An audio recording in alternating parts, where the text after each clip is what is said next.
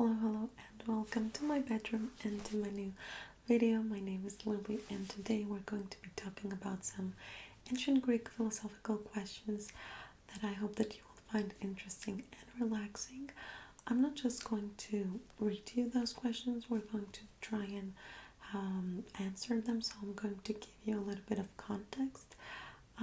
The first one that I would really like to talk about is the shape of Theseus. It's a very popular one that philosophers like to ponder on about. Basically, the question is that if you have a shape and you start replacing its parts bit by bit with other identical parts, does it ever stop being the same shape, and if so, at what point does it stop being the same shape? So basically, if you have already replaced half of its parts with identical parts, does it now stop being the same, or when you end the transformation, or maybe just from the first part that you replace?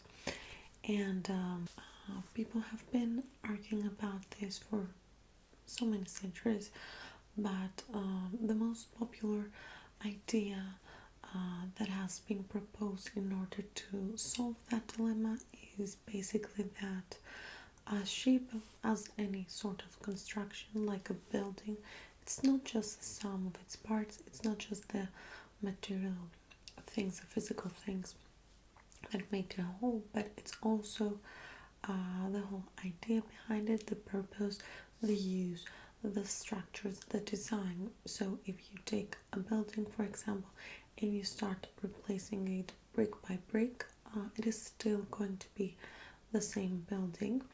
And even if you take all those bricks and build a similar structure or an identical structure elsewhere, it's not going to be the same building. By the way, this is the most popular solution according to the Stanford Encyclopedia of Philosophy. However, I find it a little incomplete because a building is also its location, because by definition a building is supposed to be in a very specific place, whilst the shape is supposed to be used for traveling, which means that it will stay mobile and moving. So in my opinion, that's a little bit weird, because if you make like two twin shapes, they have basically the same design and they're also moving. It's not like this is going to be in this place and this is going to be another. So they also have the same design because they're twins. Does this mean that they're the same shape because they have the same design and purpose? I don't know. I just kind of find this dilemma very hard to solve. Anyway, the next philosophical question is going to be even more famous than the previous one, and it's the chicken or the egg question. Basically, what came first, the chicken or the egg? We've all heard of that. This has been talked about for millennia. It is attributed to ancient Greeks in general. However, we don't know who the first person who thought about it was, but it was firstly documented by Aristotle, the student of Plato, who was the student of Socrates. Aristotle did not know what the answer to this question was. He said that nature is eternal and there's no clear starting point, and Plutarch seemed to agree with him, and he basically said that there are limits to human logic when it comes to the concept of origin and questions like this. But this just goes to show you that no matter how smart you are and no matter how analytical of a brain you have, sometimes you just cannot have the answers because science has just not progressed yet up to that point, and humanity as a whole does not have the collective knowledge that maybe we'll have in the future, because right now we do know that at least evolutionarily there is an answer. And basically, if we're talking about the concept of an egg, not just a chicken egg in particular, but an egg, then the egg came first because the eggs existed before chickens. However, if we are talking about chicken eggs in particular, again, the first chicken came out of an egg laid by a very, very similar bird, which was a proto chicken, if you will. It was very similar genetically to chickens, but it was not a chicken exactly.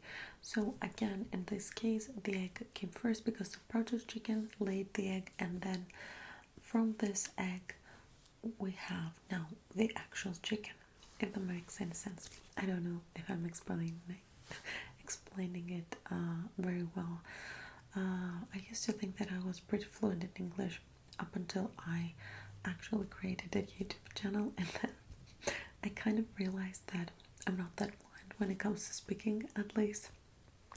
But bear with me. Now for the next philosophical question, we have the Euthyphro dilemma, or in Greek it's the Euthyphro dilemma. Basically, it comes from Plato's dialogues, and the question is something good because gods love it, or do gods love it because it is good? And I don't think that there is a definite answer to that. It depends on which way you look at it. But to take it apart a little bit, the first idea is that God's will dictates what is good and what is not, and on the other hand, you have the idea that good exists independently of divine approval, and gods just recognize and condone good, but they do not create morality. I don't know what my own personal response to that would be. I think it's a very hard to answer question, but if you have your own thoughts about it, definitely write a comment down below and tell me your opinion. The next question, and I'm going to be reading it from down here, is the Sorites paradox, or the paradox of the heap. The question is, if grains of sand are removed one by one from a heap, at what point does it stop being a heap?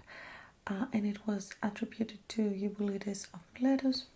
There are a few proposed solutions, but if you want a little bit of context, the way I see it is like we get older every day, right? And we look in the mirror every day, every morning, and we go to bed at night, and again the next day we look in the mirror, and on a day-by-day basis, or even on a week-by-week basis, we don't really realize that we're getting older. There are no discernible differences when it comes to our appearance, unless we do something to change our looks on purpose, like, cut your hair. You just kind of look the same day in, day out, but then after a particular amount of days that we cannot really define what amount of days that is, and it probably also differs from person to person in their genetics and their age at any given moment.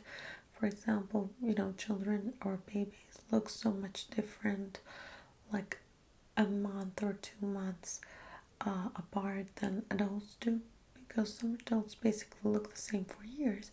But the thing is that, like, after a few days, weeks, months, years, you start looking different, and the human eye cannot pinpoint exactly the time and the moment where it is able to discern this difference, but there is a moment we just cannot really calculate it, I guess.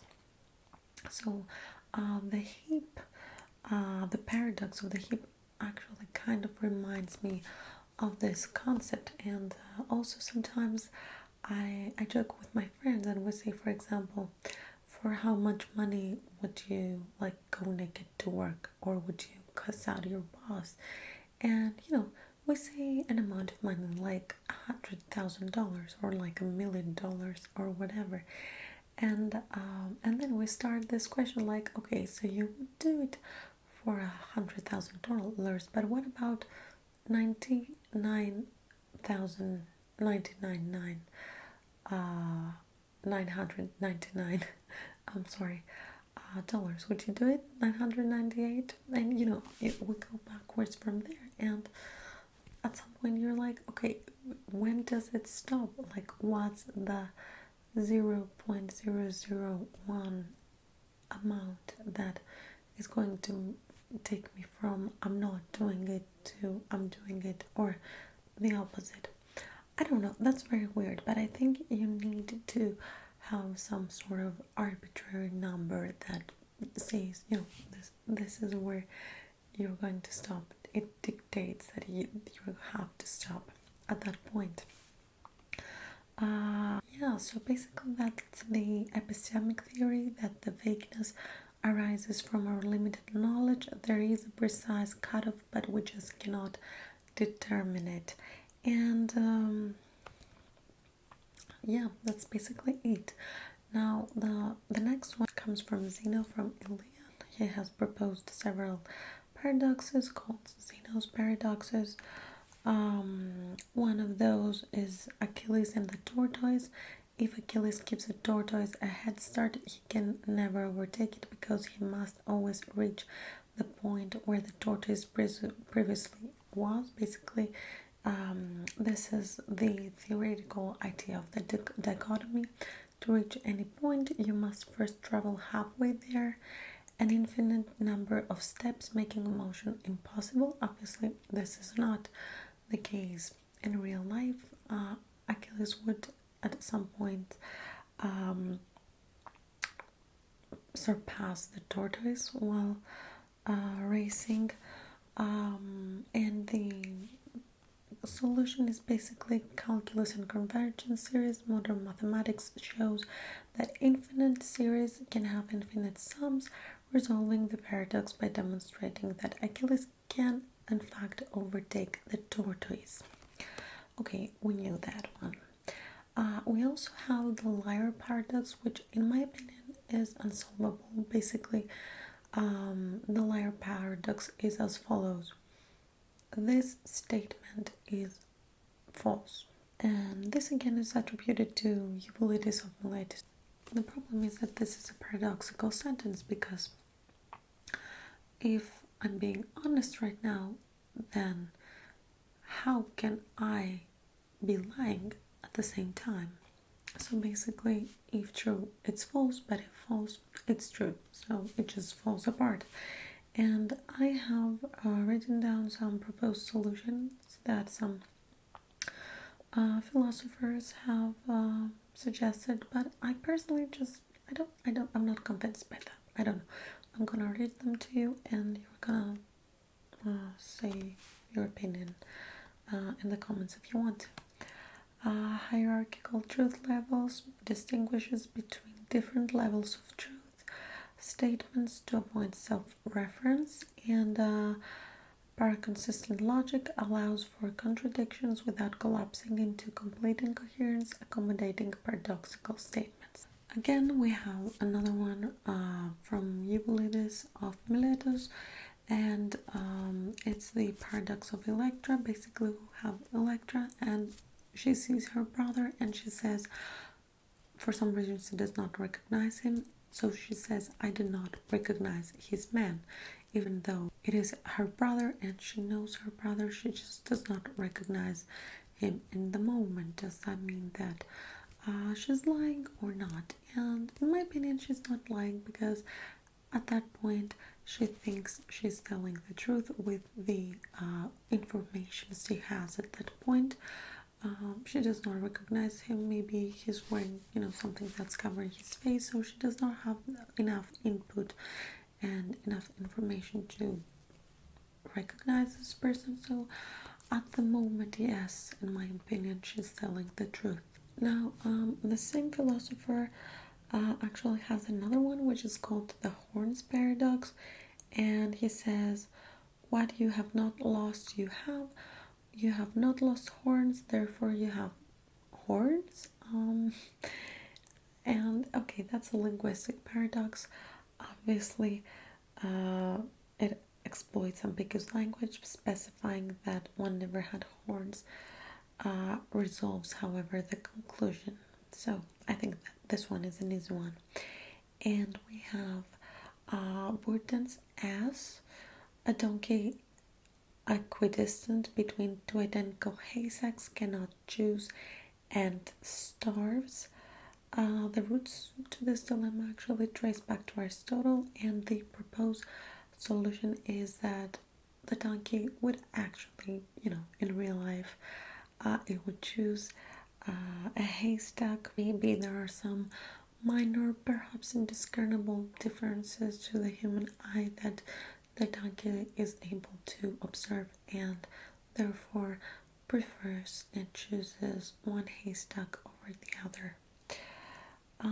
The crocodile paradox is basically a crocodile promises to return a child if the parent correctly predicts its action, leading to a contradiction if the parent predicts no return. Basically, the crocodile says, I'm going to return your child if you predict whether I'm going to give your child back to you correctly or not.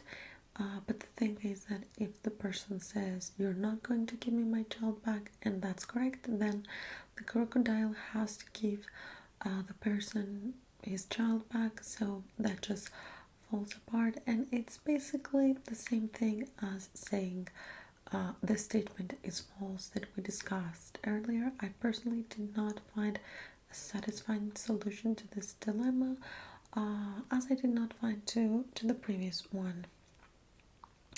We have also the master argument, which was attributed to Diodorus Cronus, and basically Diodorus argued that only what is true or will necessarily happen is possible, implied that nothing other than what will happen can happen, challenging the idea of free will and contingency. And personally, I actually agree with this one a little bit, because I don't think that necessarily fate predetermines what will happen. We do have free will, but I do believe that if we were able to have each and every information that existed in the world, for example, rolling a dice is supposed to be like the ultimate luck action. It's an action that is completely based on luck. However, technically, if you were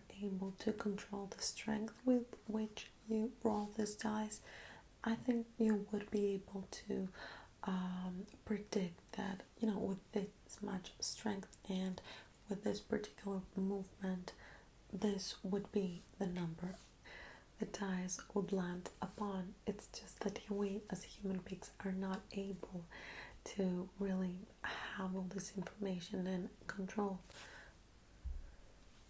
to really have all this information and control all this information in order to be able to predict the future. But I don't think that things just randomly happen. I just think that there are so many factors playing in them that we cannot really know them or control them, but the factors are there, we just don't know them.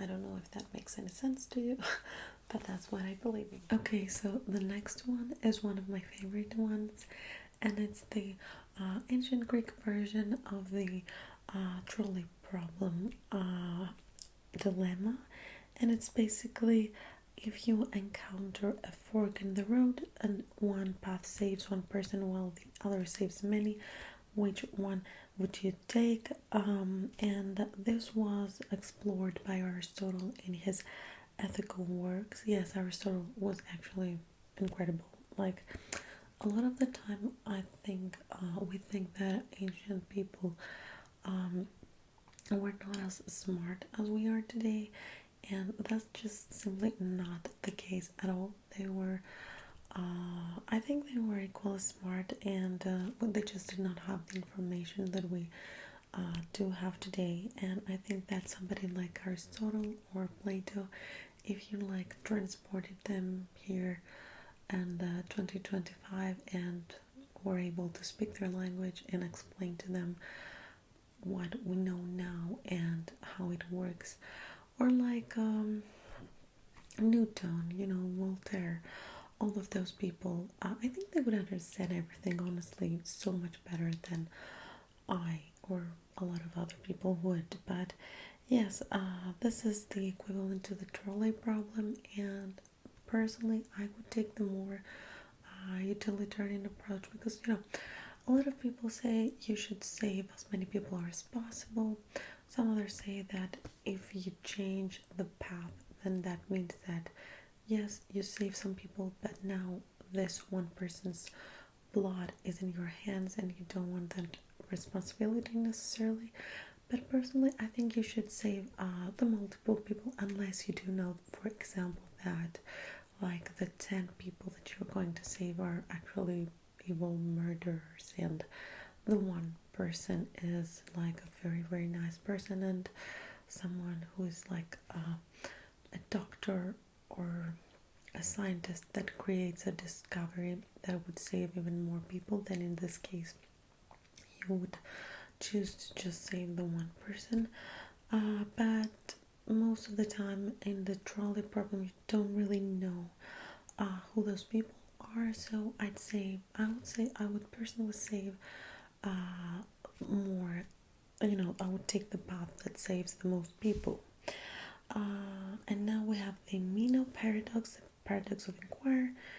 Basically we have the dilemma: if you know what you're looking for, inquiry is unnecessary, but if you don't know, how can you even begin to search? And this is from Plato's Meno, and he actually answers to that question, and his proposed solution is the theory of recollection. Basically, he suggests that learning is a process of recollecting knowledge already possessed by the soul, addressing the paradox by implying innate knowledge. Of course, most of us don't really believe that today, although this is a philosophy that still persists. However, modern perspectives still can solve this dilemma by saying that learning is a gradual process where partial knowledge guides further inquiry. The next one is the barber paradox. It's like a lighter one, a more simple one. Basically, in a village, the barber shaves all of those who did not shave themselves. Does the barber shave himself? And it comes from, now its origin is from Russell, however he just formalized it later. It does have its roots in ancient Greek logic puzzles, and that's basically again more of a linguistic paradox, I guess. This is what is called a self-referential paradox. To avoid those, you need to organize statements into a hierarchy, preventing a set from containing itself. And the last paradox I have for you tonight is the Epicurean paradox. Basically, if an omnipotent, omniscient, and omnibenevolent God exists, why does evil persist in the world? And this is attributed to Epicurus. There are a lot of proposed solutions. For example, the free will defense, that evil results from human free will, and free will is a greater good that justifies the possibility of evil.